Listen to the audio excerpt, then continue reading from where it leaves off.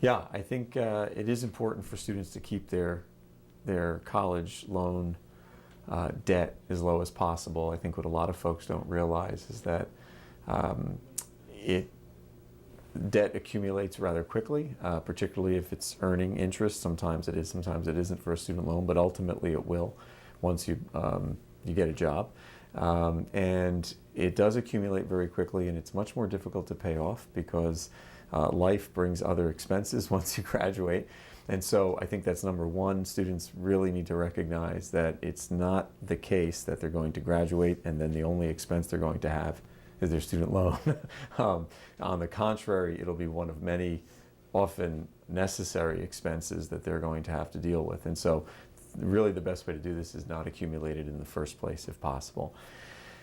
Now there is the issue of tuition and so on, so you're going to have to borrow at times. Obviously you want to keep that down to a minimum. I think one simple thing you can do is to be sure to borrow the money to pay for college. That is to say, you don't want lifestyle debt. You don't want to accumulate debt for essentially what we would call consumable non-durables, whether it's dinner out or clothing or whatever.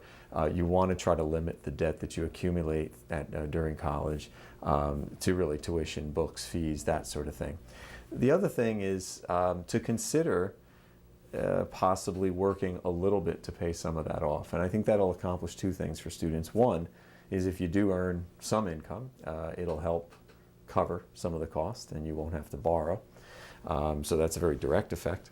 The other thing is it has a really interesting way of disciplining one's behavior, because if you have to work, which isn't a very fun activity, you recognize early that you're going to have to do this to pay off the debt at some point, and so perhaps you shouldn't accumulate it to begin with. So I'm not suggesting 40 hours a week or 50 hours a week.